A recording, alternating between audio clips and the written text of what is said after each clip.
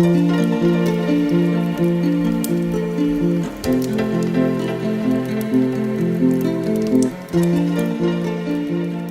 guys, welcome back to my channel. My name is Angie, and today we are going to be talking a little bit about the idea of letting go. I really wanted to talk to you guys about this topic because it's been on my mind a lot recently.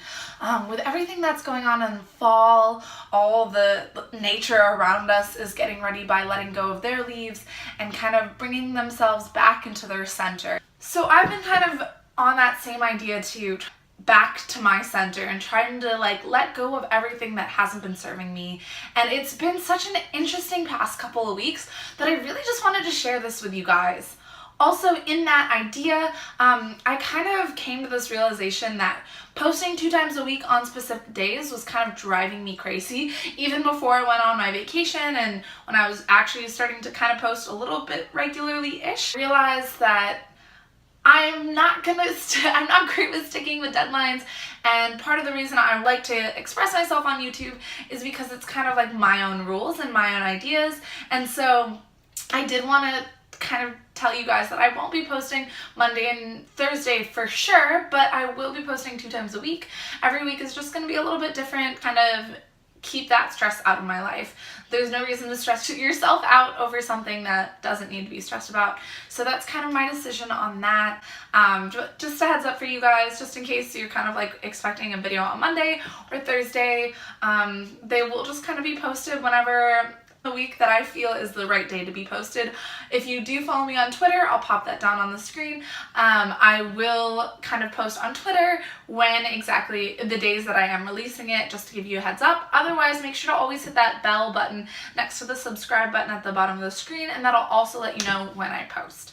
So I kind of decided on this letting go topic just because of all the things that's kind of been surrounding me in my life at the moment. A lot of reflecting. I got done with Eat, Pray, Love.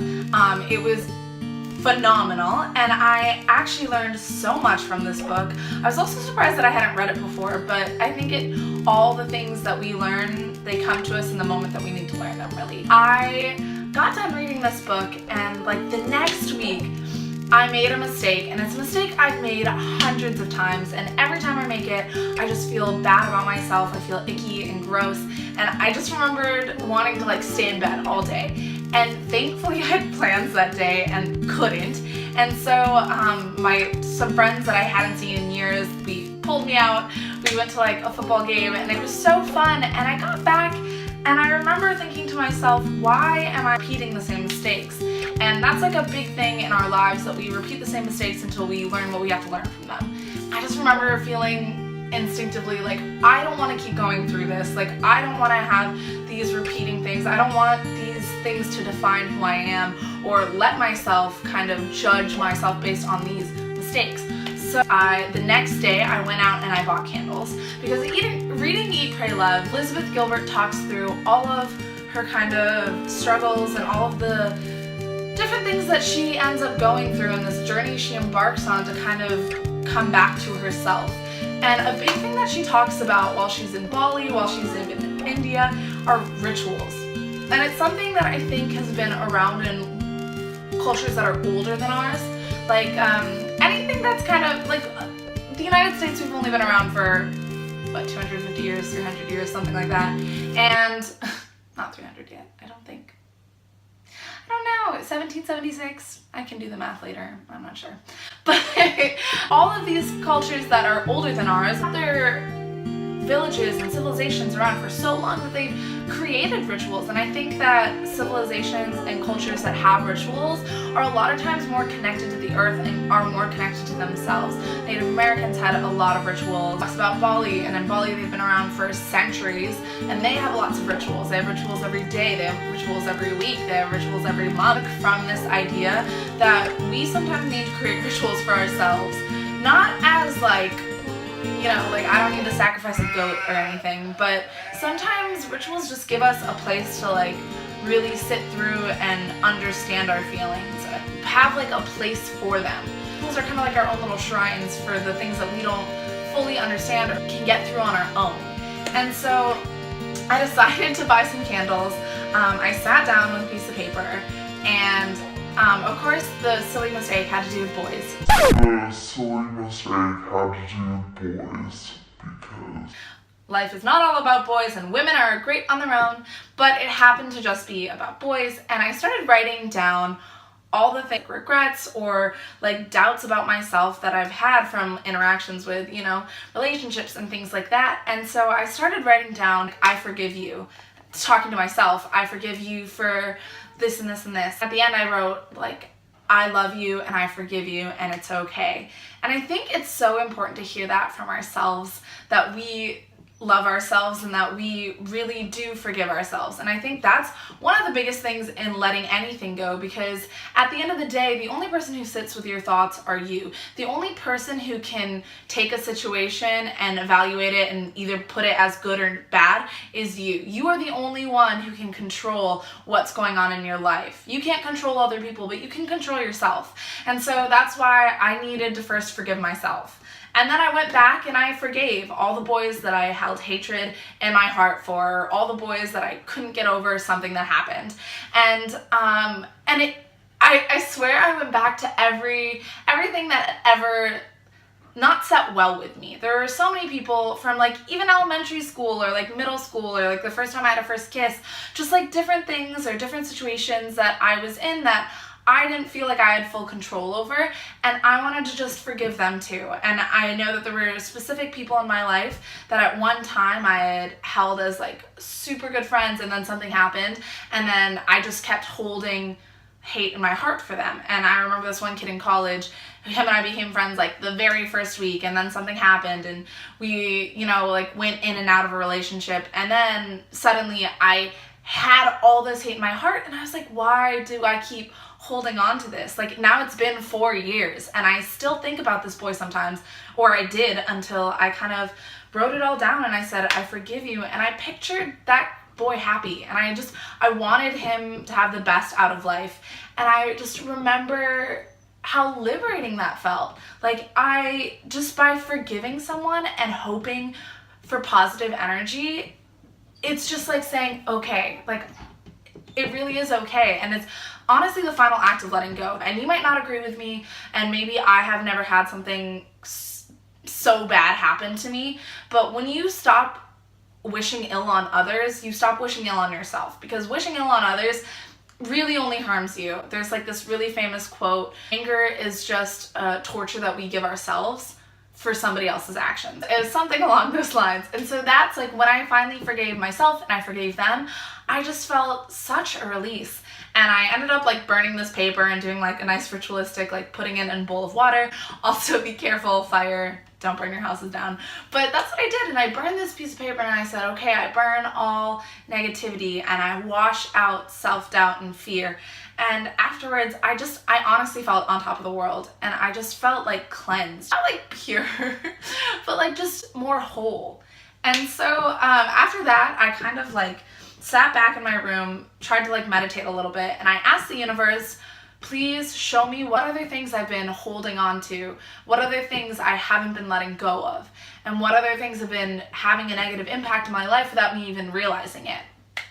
And that night, I swear to God, I was like in shock by how fast this happened. That night I had a nightmare, like, monsters trying to kill me or anything. I had a dream about this girl that I used to be friends with, and I was in my house and she was trying to like get into my house. My house kind of like represented who I am and who I, like my soul and my person, I guess. And she was trying to sneak in, and I remember like I was like trying to lock all the doors, and I was trying to like close all the windows, and she was trying to sneak in, and my parents would like start to unlock the door, and I would scream, don't let her in, don't let her in.